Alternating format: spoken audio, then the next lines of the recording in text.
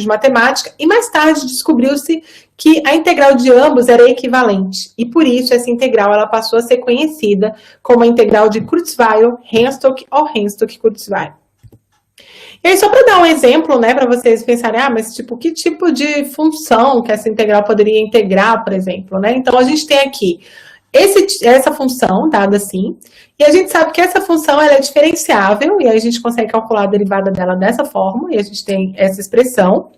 E aí o que a gente tem é que a derivada dessa função, ela não é Lebesgue integrável, né? Você pode ver aí que ela é muito oscilatória, mas ela vai ser Kurzweil-Henstock integrável, tá? E essa integral de Kurzweil-Henstock, ela é equivalente também a uma integral anterior, que é chamada integral de Perron.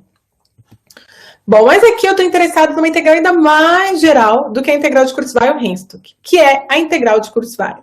Então, depois, mais para frente, Kurzweil, querendo estudar alguns problemas de equações diferenciais, ele introduz uma integral ainda mais geral, que ela inclui não somente a integral de Kurzweil-Henstock, mas também a integral de Kurzweil-Henstock-Stiltz.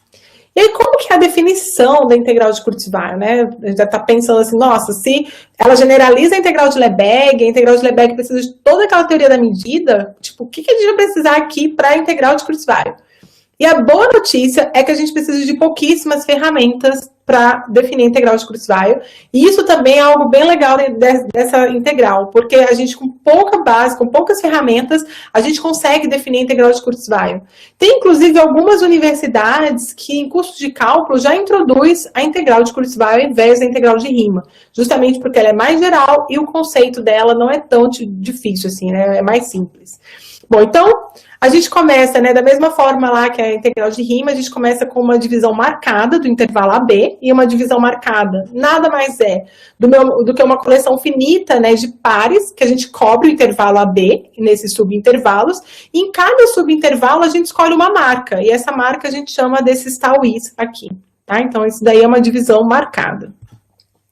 E então, a gente também pode definir, e essa é a grande diferença entre a integral de Kurzweil e a integral de Riemann, são as funções calibres. Então, o que é uma função calibre? É só uma função positiva, não tem nenhuma outra propriedade. E o legal aqui é que a gente tem que, dado uma função calibre, a gente vai chamar, né, uma divisão marcada de delta fina, se a gente tem essa inclusão. Então, o que a gente observa aqui? Aqui o delta nosso, ele é uma função. E quando a gente está lá na integral de Riemann, ela é constante, ela não é uma função, né? E aí, justamente, isso faz com que a gente consiga calibrar a integral de Riemann, tá? Então, essa é a grande, de Kurzweil. Então, essa é o grande chance aí da integral de Kurzweil. Então, é bastante simples, né, se vocês forem ver a definição. E aí, essa é a definição, né, de uma função ser Kurzweil integrável. Então, a gente diz que uma função U, ela é dita Kurzweil integrável no intervalo AB, certo? Se a gente tem que essa desigualdade aqui está satisfeita, certo? Para toda divisão marcada delta fina. E aí, a gente representa essa integral nesse formato aqui. E aí, para garantir que essa integral está bem definida, a gente tem um lema de Cousin que diz, dada uma função calibre, do intervalo AB, sempre existe uma divisão marcada delta fina de AB, né? Então, com esse lema, a gente garante que a integral de Kurzweil ela está bem definida. E aí, né, como eu observei, dependendo da forma como você define U, você cai no caso da integral de Kurzweil-Henstock, ou você pode cair ainda no caso da integral de Kurzweil-Henstock, Stiltz e outros tipos de integrais. Então, você tem uma integral mais geral. Bom, mas aqui eu não estou interessada, assim, só na parte de integração. Eu estou interessada em falar para vocês de uma classe de equações diferenciais, que são as EDOs generalizadas, que elas conseguem englobar um monte de tipos de equações dentro, tá? Então, eu vou focar nessas equações. Então, as EDOs generalizadas, elas começaram a ser investigadas por Jaroslav Kurzweil, e depois a gente tem as contribuições super importantes desse matemático tcheco, Stefan Schwabik, que também contribuiu bastante para o desenvolvimento da área. E aqui a definição do que seria uma EDO generalizada, uma solução de uma EDO generalizada. Então, a gente diz que uma função, ela é solução da EDO generalizada e a gente representa dessa forma. E aí aqui, né, vocês podem estar olhando e falando, gente, né, que notação estranha, o que isso significa aqui? Então aqui é importante observar que essa notação, ela foi introduzida por Jaroslav Kurzweil, mas não quer dizer que o x seja diferenciável com relação a tal. Isso aqui é apenas uma notação que ele usou para colocar na equação diferencial ordinária generalizada. Porém, para ser solução da EDO generalizada, basta que a nossa função satisfaça essa equação integral. Só isso. Então, na verdade, ela é um tipo de equação integral. E isso dá bastante margem para a gente para poder ter comportamentos ruins da solução. Porque justamente por ser solução de uma equação integral, a gente pode ter que a nossa solução ela seja descontínua. E isso vai ser muito interessante para a gente poder conectar as EDOs generalizadas com outros tipos de equações. Bom, então, agora que vocês sabem um pouquinho aí das EDOs generalizadas, né, então a grande propaganda é que dentro desse grande conjunto, que são as EDOs generalizadas, eu consigo colocar um monte de equações dentro. Então, eu sei que as EDOs são casos particulares das EDOs generalizadas.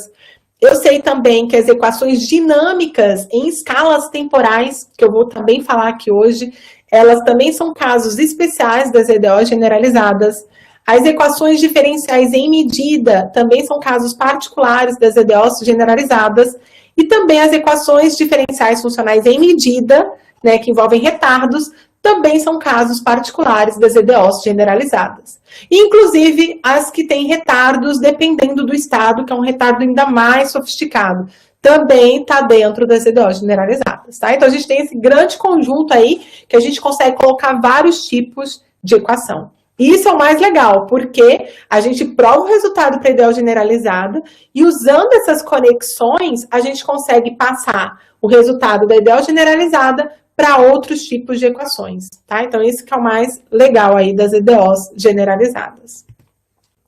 Bom, então, primeiro, eu vou começar querendo falar um pouco da relação entre as EDOs generalizadas e as chamadas equações diferenciais funcionais.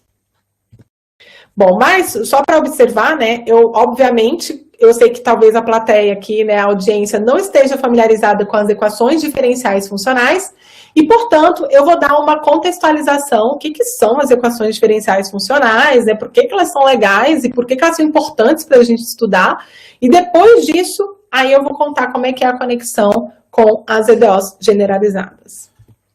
Então, quando a gente volta lá, né, para tentar entender a importância das equações diferenciais funcionais, a gente tenta ver quando que foi o começo, a gente se depara com os trabalhos de Poisson, e Poisson, ele, estudando outras coisas, ele se depara com o que a gente chama de equações de diferença, que são equações que envolvem certos retardos constantes. E ali começam as primeiras técnicas para se resolver esse tipo de problema. Mas aí, mais para frente, a gente tem as contribuições super importantes de Victor Volterra. E Victor Volterra, ele observa o seguinte, que em todos os fenômenos biológicos é necessário examinar não somente as ações imediatas, mas aquelas que dependem do passado. Então, Victor Volterra, ele teve contribuições muito importantes para essa parte de equações com retardos, e justamente porque ele observou a importância de se levar em consideração esse tempo entre a causa e o efeito, e também a influência do passado na equação. E é justamente isso que é interpretado nas equações com retardamento.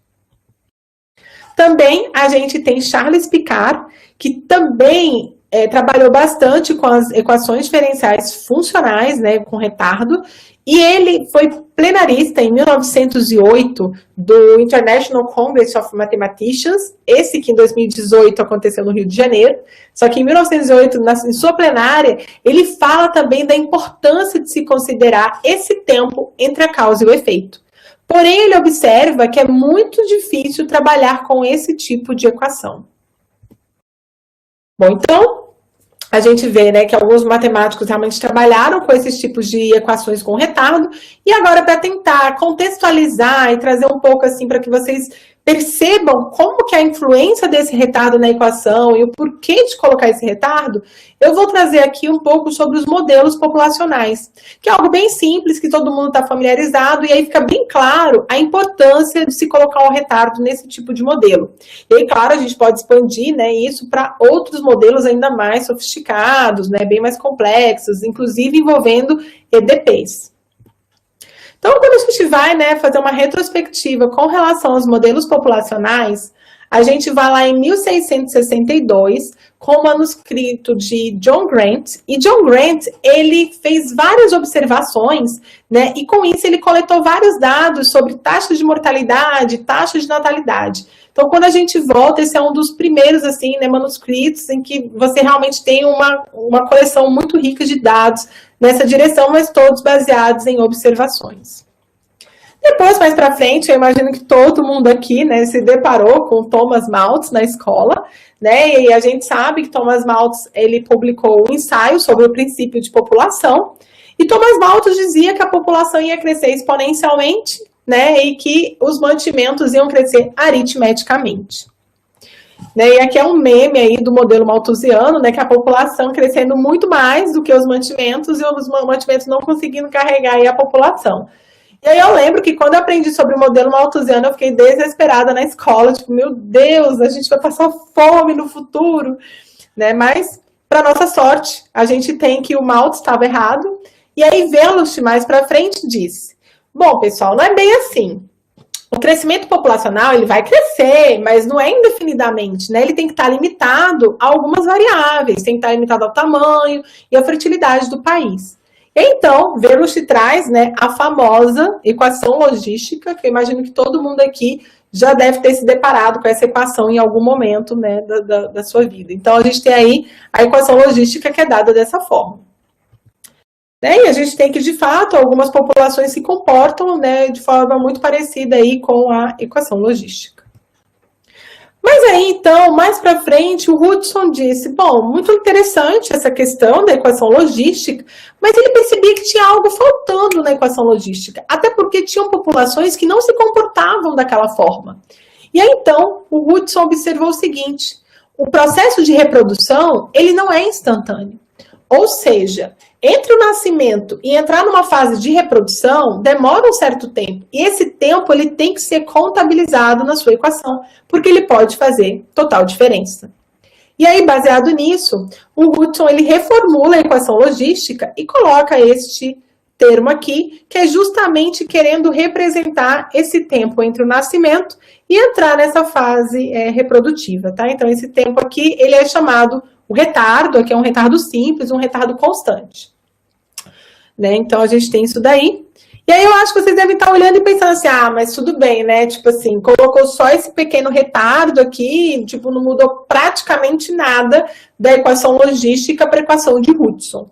Mas é aí que vocês se enganam, porque esse é o comportamento da equação logística e esse é o comportamento da equação de Hudson. A gente vê que muda completamente o comportamento da solução quando a gente insere esse pequeno retardo na nossa equação. Tá? Então, assim, realmente é muito importante levar em consideração esse retardo, porque ele pode fazer mudanças absurdas, né? Ele pode perturbar totalmente o seu sistema, provocando oscilações, desestabilizando, então é importante levar em consideração esse retardo. E aí tem várias, porque vocês podem estar olhando aqui pensando, nossa, mas oscilando assim? Sim. E tem várias populações que oscilam dessa forma, tá? Então, se a gente olhar populações de ovelhas, populações de moscas varejeiras, que inclusive foi muito importante para o estudo das equações com retardo, justamente por conta desse comportamento muito oscilatório, de plânctons, de crustáceos, tá? Então, tem muitos outros.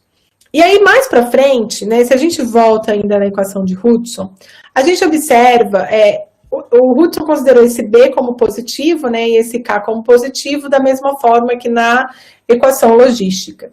E quando a gente faz uma distributiva aqui, a gente observa que ele colocou o retardo, né, que seria esse tempo, como ele estava interpretando o tempo entre o nascimento e entrar na fase de reprodução, na taxa negativa e não na taxa positiva. Então, ele botou, na verdade, como se fosse na taxa de mortalidade. Então, né, devido a isso, depois percebeu-se esse erro, E aí, então, a equação de Hudson, ela foi reformulada por Alexander Nilsson, que fez vários experimentos com moscas varejeiras, e aí, com isso, ele conseguiu reformular, trazendo essa formulação, e justamente por conta desses experimentos com as moscas varejeiras, essa equação ficou conhecida como equação de Blow-Fine. Também mais para frente, a gente tem as importantes contribuições desses três brasileiros, Pérez, Malta e Coutinho, que eles também tiveram bastante contribuição aí na equação de Blow-Fine.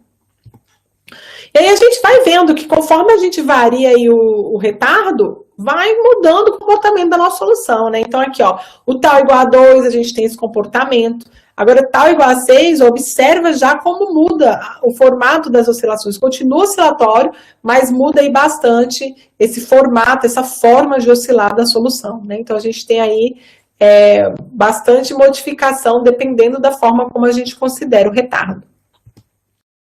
Bom, e aí, mais para frente, alguns matemáticos começaram a perceber que, na verdade, o retardo ele não é constante. Ou seja, esse tempo entre o nascimento e entrar na fase de reprodução, ele não é constante, mas ele deveria depender da quantidade total de população. E é justamente isso que eles observam aí com populações de baleias, né? Ele começa a perceber que tem outras variantes que faz com que esse tempo mude. Esse tempo ele não pode ser constante.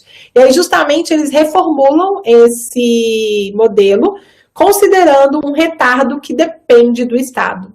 Tá? Então, seria justamente um retardo aqui que agora é uma função do número total de população, tá? Então, aqui, eles reformularam o modelo anterior dessa forma, né? E isso daí foi publicado nesse artigo, tá? Então, a gente tem que o retardo, dependendo do estado, ele acaba sendo mais preciso, justamente, né? Porque você também está levando em consideração outros fatores aí que podem ser muito importantes.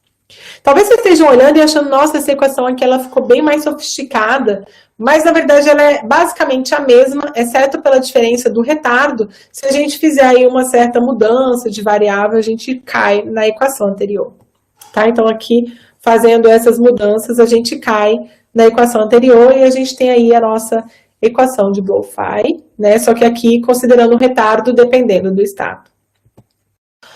Bom, e aí então, né, a partir disso, vários matemáticos e pesquisadores começaram a perceber que quando a gente trabalha com dinâmica de população, é importante sempre considerar esse retardo não como algo constante, mas algo que depende realmente do estado, né, ou seja, da função total da população.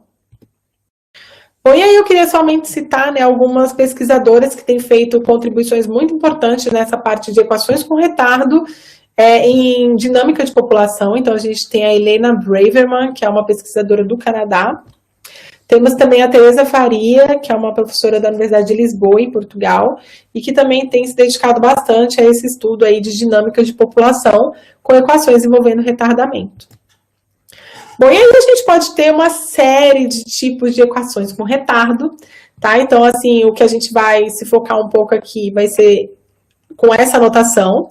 E essa notação aqui para a gente não é uma derivada parcial, tá? Isso aqui é uma função de θ, onde θ pertence a esse intervalo compacto, no caso do retardo finito.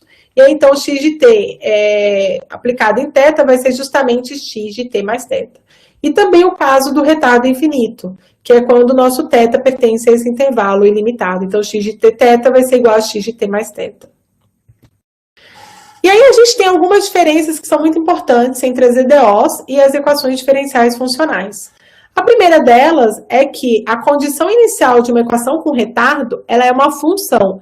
Isso daqui é x0 aplicado a θ, né? Igual a gente viu anteriormente, para θ aqui no intervalo de menos tal até zero. Então, a gente tem que a condição inicial ela é uma função. E sempre que eu olhar para a minha função, para minha x, né, índice t, eu estou olhando para uma função. E isso é muito importante e faz total diferença. Já no caso da EDO, não. Né? A gente sabe que no t igual a zero, a nossa solução é x0. Né? E a gente está vendo ali justamente aquele vetor ali. E aqui é a mesma coisa. Então, mas aqui não. Aqui é realmente uma função e isso complica bastante. Porque isso faz com que a gente tenha que trabalhar com espaços mais sofisticados. E, inclusive, para poder calcular uma solução explicitamente de uma equação com retardo, acaba sendo mais difícil porque a gente precisa conhecer ela nesse intervalo, para conhecer ela no intervalo seguinte, depois do intervalo seguinte, para poder conhecer no próximo, e assim sucessivamente. Bom, também como a gente viu, a gente tem os retardos que dependem do tempo, né? Temos o retardo que depende do estado, então assim, a gente viu tal constante, aqui é tal dependendo do tempo, então retardo dependendo do tempo, e o retardo dependendo do estado, como a gente viu naquele modelo anterior. Bom, e aí, né, as aplicações desse tipo de equações tem várias, né, eu usei modelos populacionais, mas a gente pode ver que essas equações podem ser muito importantes para descrever a ingestão de medicamentos, né, então a gente sabe que quando uma pessoa ingere um certo medicamento, o efeito não é instantâneo, mas decorre um certo tempo entre a pessoa ingerir o medicamento e ele começar a fazer efeito. E aí, nisso, é muito importante levar isso em consideração nos modelos que a gente considera. Então, em ingestão de medicamentos, é muito importante trabalhar com essas equações. Modelos epidemiológicos, né, também não poderia deixar aqui de citar. Estamos vivendo aí, né, um momento de pandemia, e a gente sabe que, por exemplo, a questão da Covid-19, quando uma pessoa ela é infectada com a Covid-19, os sintomas não aparecem instantaneamente, mas decorre um certo tempo entre a pessoa ser infectada e os sintomas aparecerem. Justamente esse período, ele pode ser visto como retardo, e essas equações com retardo, elas podem ser muito importantes para descrever esses modelos epidemiológicos.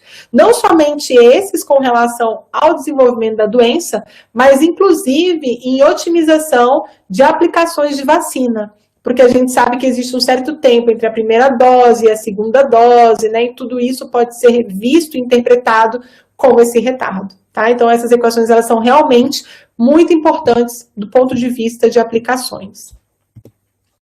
Bom, mas como que é a cara dessas equações, né? Então, assim, como vocês viram, tem vários tipos lá, tem retardo constante, retardo dependendo do tempo, retardo dependendo do estado, e tinha também, né, como eu observei, a função índice T, que era justamente um retardo, né, que está num certo intervalo compacto ou num intervalo ilimitado.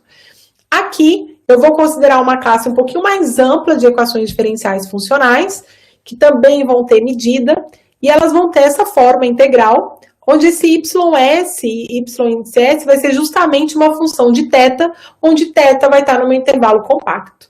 Eu poderia considerar o θ no intervalo ilimitado, mas isso me traria maiores dificuldades, tá? Então, por isso que eu estou considerando o θ no intervalo compacto, para ficar um pouco mais simples. E aqui a minha condição inicial, como a gente observou, uma função. Então, isso aqui é y, índice t0, que é justamente uma função de θ, e isso é igual a φ de θ, tá? Então, a gente tem essa nossa equação diferencial funcional em medida. E aí, então, a gente quer relacionar ela com a EDOG, né, EDO generalizada, dessa forma. E para isso, então, a gente vai definir a nossa F da EDO generalizada como sendo essas três integrais, tá? É um pouco complexa essa correspondência, ela não é simples, né? Então, ela traz certas complexidades, tá? Então, a nossa função F, ela vai ser definida assim. E quando ela é definida dessa forma, a gente, então, tem que, se y for solução da minha equação diferencial funcional em medida, então eu consigo definir uma função x, dependendo de y, dessa maneira, de modo que x seja uma solução da EDO generalizada.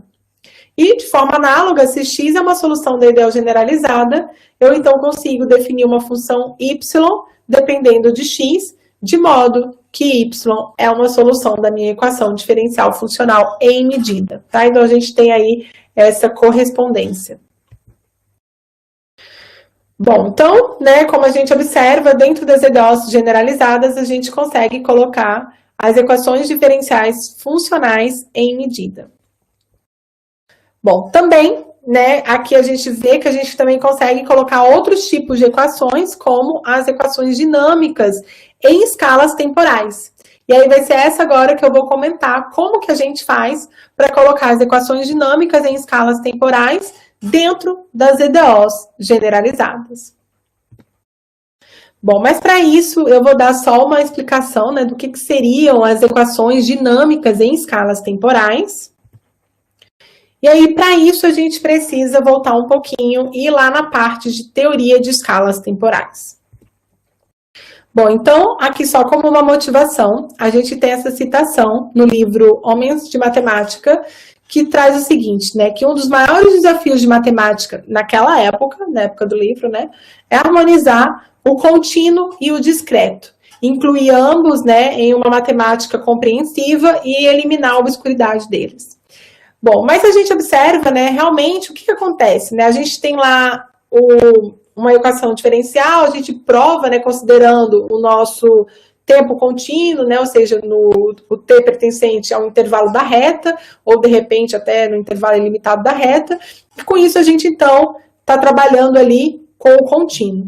E aí, normalmente, tem alguns modelos que são melhores interpretados quando a gente considera o tempo de forma discreta. E aí, então, o que acontece? Vários resultados, muitos pesquisadores se dedicam a tentar pegar esse resultado e provar o análogo para o caso discreto, justamente por conta da importância em aplicações. Algumas vezes é bastante simples esse processo, porém tem outras que é muito mais complicado, justamente porque o discreto ele traz ferramentas muito mais complicadas e sofisticadas, às vezes, para poder trabalhar com certas propriedades. E então, o que se pensava era, será que é possível construir uma teoria em que você prova o resultado uma única vez e esse resultado ele vale para o contínuo, vale para o discreto e poderia valer até para outros casos? Então, essa era uma pergunta assim, que pairava no ar. E aí, então, em 1988, justamente com essa intenção, né, de poder unificar o caso contínuo e o caso discreto, a gente tem que Stephen Hilger, na sua tese de doutorado, ele traz, né, ele introduz a teoria chamada teoria de escalas temporais, que justamente unifica os casos contínuos e discretos, e não só esses, outros casos também. E aqui é o seu orientador de doutorado, né, é o Bernhard Albach. E aí, bom, a gente tem que uma escala temporal, né, o que ela é? Ela é um subconjunto fechado e não vazio da reta, tá? Então, a gente tem isso daí, né, que uma escala temporal é justamente um subconjunto fechado e não vazio da reta. Então, a gente tem vários exemplos de escalas temporais. Né? Então, a gente tem, por exemplo, o conjunto de Cantor, é uma escala temporal, a gente tem vários exemplos de escalas temporais, inclusive, claro, a reta é um exemplo de escala temporal, os inteiros é um exemplo de escala temporal, e outros também são exemplos de escalas temporais, né? Inclusive se a gente considerar situações híbridas. Bom, aqui eu queria somente citar, né, que o Martin Bonner ele é um pesquisador bastante ativo nessa área de equações em escalas temporais, tendo diversos trabalhos nessa direção. Bom, e então, né, a motivação dessa linha é justamente unificar casos contínuos e discretos, também unificar outros casos, dependendo da escolha, né, da escala temporal, e também, né, como eu falei, essa área tem, assim, justamente por a gente conseguir, né, unificar os casos contínuos e discretos, a gente acaba tendo várias aplicações interessantes para se fazer, né, com essas equações dinâmicas em escalas temporais. Inclusive, né, eu queria só mencionar que existe uma escala temporal que ela se chama escala quântica, que ela justamente tem várias aplicações importantes em cálculo quântico, e o cálculo quântico tem aplicações importantes em física quântica. Bom, e aí então, como a gente está interessado, né, como a gente observou lá no começo, em como incluir essas equações dentro das EDOs generalizadas, o que eu vou fazer aqui, ao invés da gente ir diretamente para essa ligação, eu vou mostrar que as equações dinâmicas em escalas temporais, elas são casos particulares das equações diferenciais em medida. E aí, justamente como a gente viu anteriormente, as equações diferenciais em medida, elas estão dentro das EDOs generalizadas, né? Porque se a gente considerar um retardo igual a zero, a gente tem essas equações sem retardo lá dentro, como a gente acabou de observar, e aí com isso a gente consegue também linkar as equações dinâmicas em escalas temporais com as EDOs generalizadas. Bom, mas para isso, como a gente observou aqui, né, as equações dinâmicas em escalas temporais, elas podem ter buracos no domínio, né? Quando a gente tem essa questão do discreto, a gente tem esses buracos entre um tempo e outro tempo. E aí, justamente, para a gente poder fazer essa correspondência entre as equações dinâmicas em escalas temporais e as equações diferenciais em medida, a gente precisa ver uma forma de estender a nossa função e a nossa solução justamente nesses buracos. Bom, então, para isso, a gente define essa escala temporal estrela como sendo o menos infinito até o supremo da escala, tá? Então, a gente podendo cobrir todo o nosso intervalo, né? Tipo, de menos infinito até o supremo da nossa escala. Então, a gente cobrindo todos os buracos que possam ter dentro da escala. Isso se o supremo for finito, e vai ser a reta inteira, caso contrário. E aí, então, com isso, a gente também define o operador estrela, que vai ser o ínfimo dos pontos dentro da escala, tais que são maiores ou iguais a t. E também a gente vai definir justamente o que a gente gostaria, que é a extensão, né? Como a gente observou, a gente precisa estender a nossa função. Então, dada uma função definida apenas na escala, como que a gente faz para definir a extensão dela, ou seja, definida nessa extensão aqui da escala? Então, vai ser justamente usando esse operador estrela. Então, f estrela de t vai ser justamente f de t estrela para t pertencente aqui a essa extensão. Tá? Então, a gente tem aqui o gráfico da nossa f, né? Então, ela está definida aqui só na nossa escala. E aí, aqui, a gente faz essa extensão com essas partes cobrindo aqui com azul, tá? Então, a gente cobre justamente, né, fazendo essa nossa extensão. Bom, e aí, então, com isso, a gente tem, né, uma certa... Usando essas extensões, a gente consegue relacionar as delta integrais que aparecem na escala temporal com as integrais do tipo Stieltjes. Então, a gente tem, né, justamente que a integral do tipo Stieltjes ela é igual à extensão da integral em escalas, tá? Então, ela é dada dessa forma. E aí, usando isso, a gente consegue uma relação entre a equação dinâmica em escalas temporais e as equações em medida. Então, se x é a solução da equação dinâmica em escalas temporais, eu consigo que x estrela, que é a extensão de x, é a solução da minha equação em medida. E reciprocamente, né? Se y for solução daqui, certo? Então, eu sei que y tem a forma x estrela, onde x é solução desse aqui, tá? Então, a gente sempre tem essa troca, né? Então, se eu tenho a solução aqui, a extensão vai ser solução aqui, e se eu tenho uma solução aqui, ela tem uma forma de extensão, que seja o x estrela, de modo que o x é solução aqui. Tá? Então, com isso, a gente vê que, de fato, as equações dinâmicas em escalas temporais, elas estão aí dentro das EDOs generalizadas.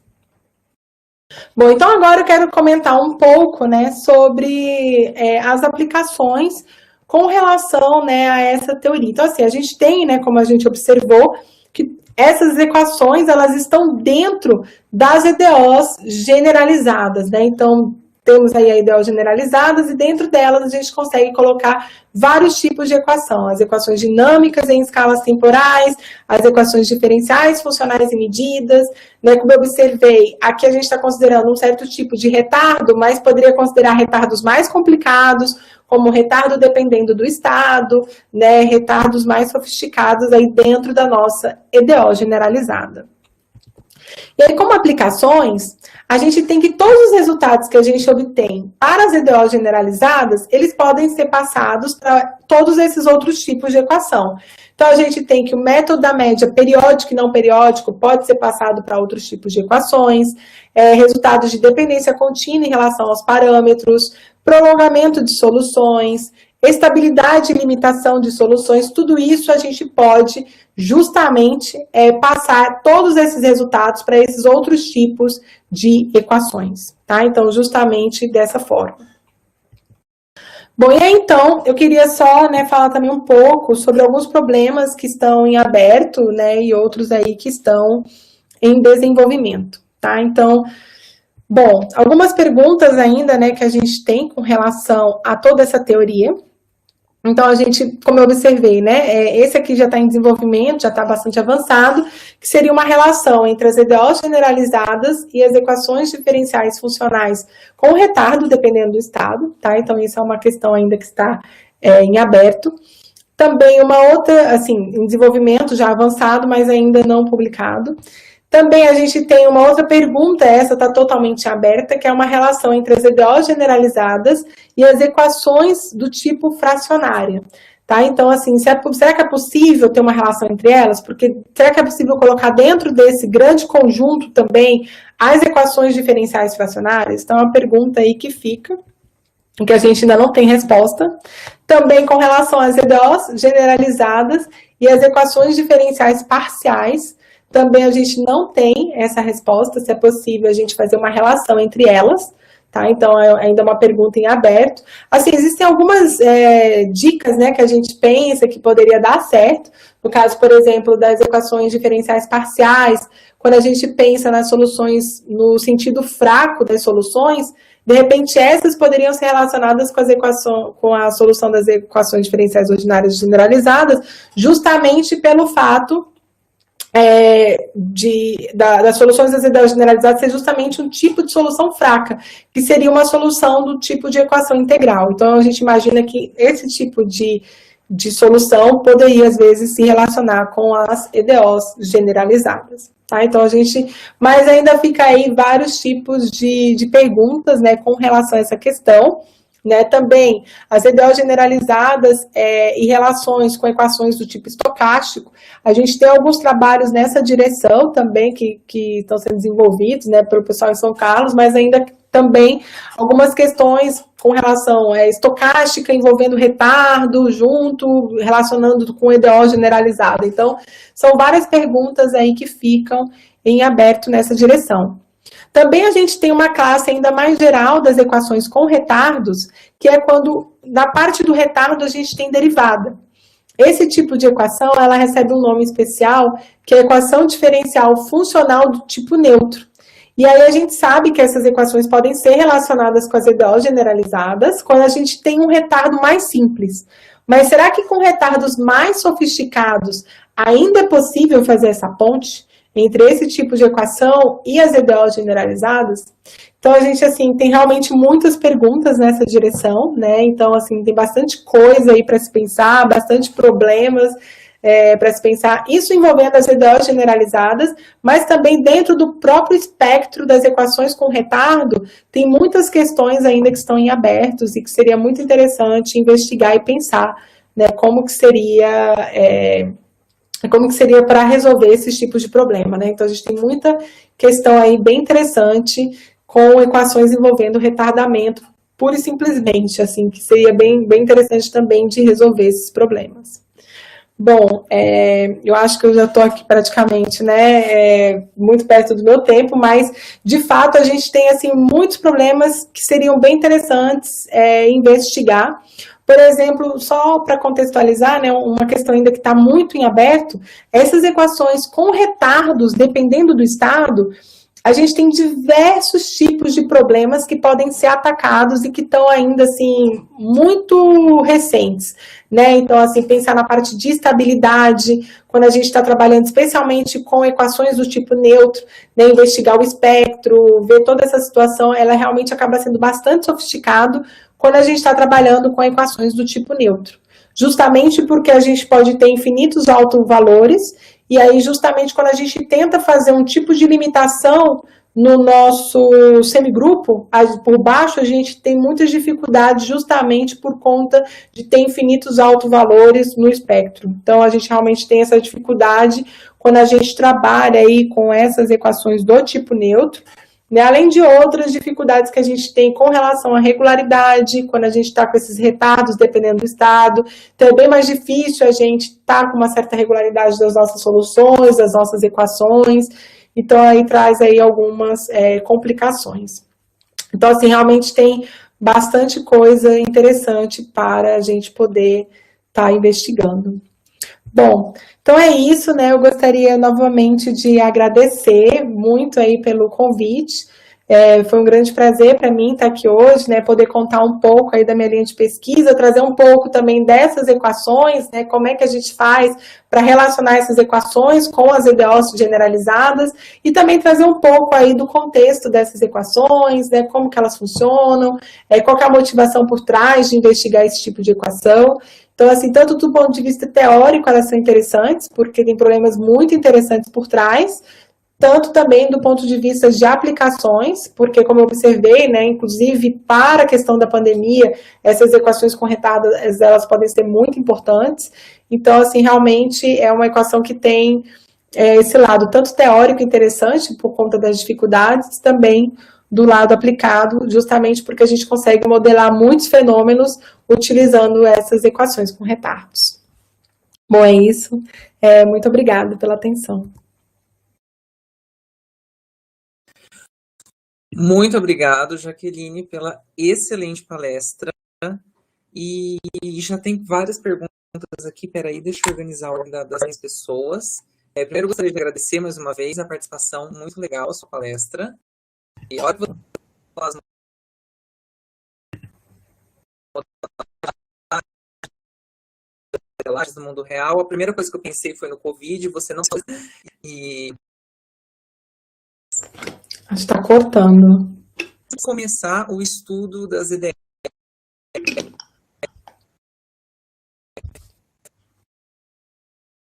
Ô Pedro, a sua internet está falhando. Sim.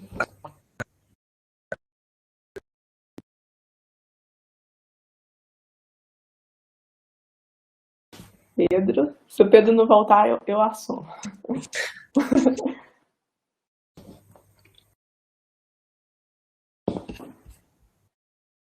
É melhor você assumir, Célia. Tá.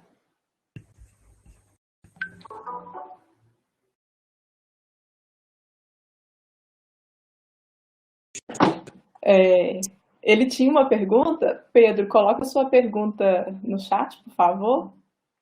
Então, deixa eu assumir aqui, deixa eu ler aqui. Andréia, adorei a palestra, Jaqueline, e tenho uma dúvida. Por onde começar a estudar ZDF com retardo? Certo. Bom, Andréia, fico muito feliz, né, com o seu interesse aí pela área, né, das equações diferenciais funcionais com retardos.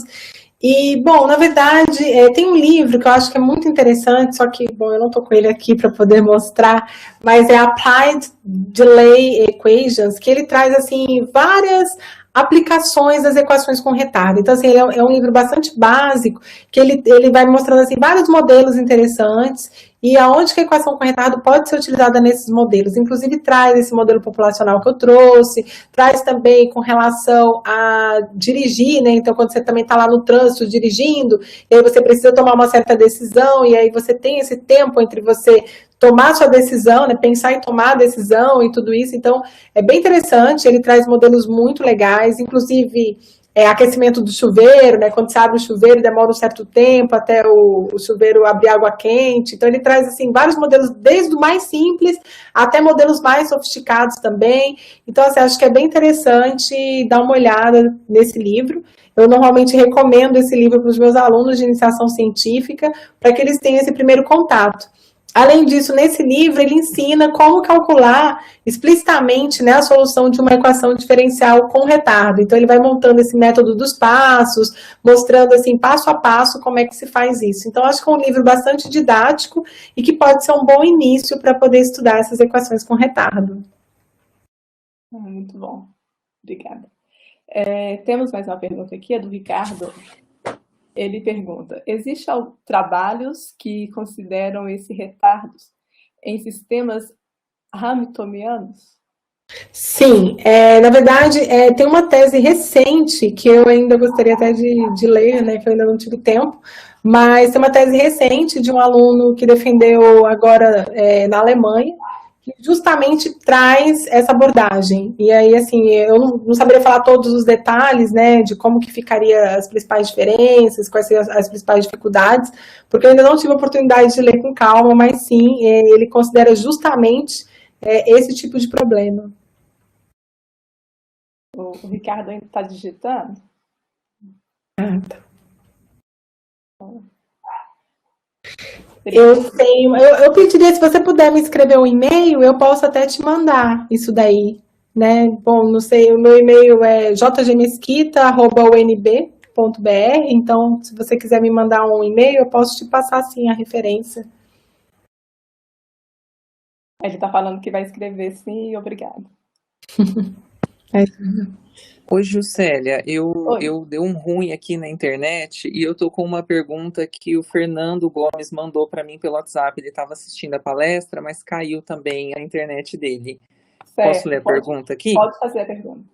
Tá me escutando normal agora? Sim, agora sim. Ele perguntou assim, cada vez que a gente tenta se aproximar do mundo real, os modelos matemáticos eles vão ficando cada vez mais sofisticados. E ele falou que você até mostrou a figura com vários tipos de equações que são englobadas, né, pelas EDOs generalizadas. comentou das equações com retardo mais elaborado. Conhecendo o estado da arte, né, da pesquisa, como você conhece, você tem algum palpite do que pode ainda ser incrementado nas equações para melhorar né, e aproximar ainda mais os modelos do mundo real? Sim, na verdade, dá para a gente colocar tudo junto e misturado, né? No seguinte sentido, né? Por exemplo, a gente tem as equações com retardo, né? Então, assim, a gente pode estudar equações com retardo e impulso ao mesmo tempo. Então, assim, às vezes, né, vai ter a solução, ela pode ter esses comportamentos, né, de impulso, de repente, então, assim, uma certa descontinuidade, né? Então, que em vários fenômenos são importantes. Até na ingestão de medicamento, você combinar a parte do retardo, que é esse tempo entre você tomar o medicamento e ele começar a fazer efeito, e também junto com o impulso, que é quando você toma a dose, e aí, né, isso aí aumenta no seu organismo. Então, quando você combina essas duas coisas, você realmente fica com algo mais geral. Então, você poderia combinar, né, justamente a parte do retardo, juntamente com a parte do impulso, também junto com a parte de escalas temporais, né, tem vários modelos que estudam equações dinâmicas, funcionais em escalas temporais, então poderia também ser um tipo de equação dinâmica, funcional, em escalas temporais com impulsos. Só que, claro, né, com cada vez que você vai colocando mais dessas variáveis, você vai dificultando ainda mais o seu problema. E ainda assim, se você ainda quisesse dificultar mais, você poderia considerar, já no formato integral, a sua equação e considerar um núcleo de Volterra. E aí, com esse núcleo de Volterra, você estaria considerando, colocando ali dentro, equações do tipo fracionária. Então, seria fracionária com retardo, né, com impulso e em escalas temporais. Que seria muito mais, assim, sofisticado, né, muito mais complexo, mas você poderia ter mais chances de tentar cobrir vários fenômenos que podem estar acontecendo. Mas, sem dúvida, é bem mais difícil de trabalhar, a questão dos espaços, tem as descontinuidades que vão trazer muitos problemas. Então, teria bastante dificuldade nessa direção.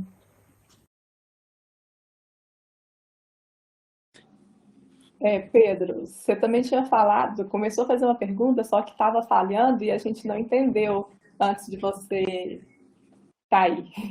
Era a pergunta do chat que eu estava fazendo, mas acho que ela já respondeu. Foi a primeira pergunta. Foi só a internet foi essa mesmo, né? Deu ruim. E eu tenho uma pergunta também. Quando você falou das escalas temporais, de trabalhar tanto quando, né, com espaços contínuos e discretos, isso facilita, por exemplo, quando você está trabalhando em um problema que você precisa trabalhar no contínuo. Discretizar facilita? Você perde muita informação ou você ganha informação? E também eu queria falar sobre trabalhar esse tipo de equação computacionalmente. Isso já é possível? Já tem sido feito? Como que é? Ótima pergunta, assim, na verdade, tem alguns métodos nessa direção, eu tenho até alguns trabalhos, assim, por exemplo, né, tem algumas situações que você não consegue calcular explicitamente sua solução no contínuo, né, justamente por conta de várias dificuldades, enfim, que a gente sabe, e aí, justamente, uma das técnicas que se faz é justamente discretizar, e aí, nesse caso, você considera a escala HZ. E aí, considerando essa escala HZ, você consegue jogar no computador, né, e implementar e justamente ter a cara da sua solução, ver o que está acontecendo em tempo assintoticamente grande. E aí, depois, você fazendo esse H tender para zero, você consegue fazer com que suas soluções convirjam para o contínuo. E aí, justamente, você consegue ter algum tipo de, como é que eu posso dizer, de informação com relação ao comportamento da sua solução. Claro que, assim, eu estou falando assim de maneira genérica, mas você precisa de algumas hipóteses, né, para garantir essa convergência, também depende da topologia que você está trabalhando, mas, assim, de fato, isso é uma técnica bastante feita e que é muito, muito interessante mesmo, assim, né, o pessoal que trabalha com análise numérica, né, usa bastante para justamente fazer essas aproximações. Eu estudei um trabalho tanto de EDP elípticas, em que a gente queria entender um pouco melhor o problema, Então a gente tinha aquele problema e a gente queria entender como que ele funcionava, né, como que era a solução, o comportamento, e aí a gente queria variar, né, alguns fatores que tinha lá na nossa equação, e aí o que a gente fez? A gente discretizou para esse HZ e depois fez esse H tender para zero, mostrou que as soluções convergiam, e a gente conseguiu, então, inferir alguns comportamentos da solução do caso contínuo. Então, assim, realmente é algo bem interessante de se ver, né, de estudar e tudo isso. É justamente essa técnica aí de discretização e depois fazer essa convergência para tentar recuperar. E aí os métodos funcionam, né? Os métodos computacionais são melhores de fazer porque justamente, né, você está tipo iterando várias vezes e aí com isso fica mais fácil. Claro que dependendo da quantidade de iteração fica mais, né, lento, tudo, mas você consegue, né, fazer isso no computador. Muito obrigado. Imagina. A Patrícia tem uma pergunta aqui também, e ela faz uma observação, é pergunta de leiga no assunto. Ela pergunta aqui sobre as soluções dessas equações, vocês conseguem descrever as soluções analiticamente ou qualitativamente? Não sei se eu entendi muito bem, mas assim, normalmente eu sempre estou bem interessada não em resolver ou calcular ela explicitamente, né? Mas assim, entender as propriedades. Então, assim, sempre do ponto de vista qualitativo.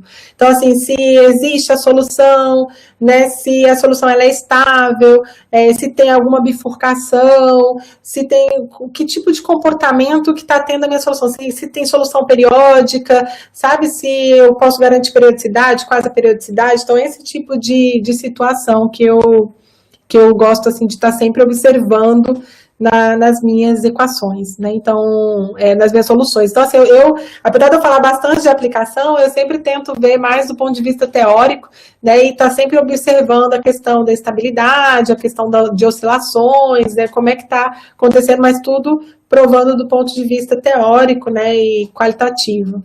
Então, não sei se eu respondi adequadamente como você gostaria. Eu acho que sim, que ela está agradecendo e respondeu sim. Ótimo. Deixa eu só dar uma olhadinha aqui para ver se tem alguma pergunta do YouTube. Tem aqui os parabéns, né? Dando os parabéns. Pergunta ainda não. Mas alguém tem alguma pergunta aqui na sala? Se quiser abrir o microfone, pode ficar à vontade. Eu só queria pedir desculpa, né, que eu abandonei o barco no meio, no final, mas pelo menos eu consegui pegar as respostas aqui. Obrigado, Juscelia, por ter assumido, e desculpa, Jaqueline, ter desaparecido, mas problemas técnicos. Não, imagina, eu que gostaria de agradecer, gente, assim, né, o convite, realmente foi muito bom estar aqui hoje, né, participando desse evento, poder interagir, contar um pouco aí dessa linha de pesquisa, né, trazer um pouco dessas curiosidades. Então, eu que agradeço o convite, e não se preocupe, Pedro, eu entendo muito bem essa questão de problemas técnicos, assim, como eu falei, né, eu já tive live que faltou luz no meio, enfim, que foi assim... A gente, né, não tem controle sobre isso, mas foi ótimo, gente, eu queria agradecer mesmo. Nós que temos que te agradecer, parabéns, excelente palestra, muito obrigada por estar aqui conosco. Pedro, também obrigado por ter indicado e apresentado a Jaqueline. Se ninguém mais tiver perguntas, a gente pode encerrar. Eu esqueci de falar aqui, tem várias pessoas colocando ótima palestra, parabéns. A gente fica tão focado nas perguntas que esquece de dar os parabéns e o elogio dos convidados aqui. Bom, acho que não temos mais perguntas, então, Jaqueline, mais uma vez, muito obrigada. Espero encontrar com você e conhecer você pessoalmente um dia aqui no CAP. Né?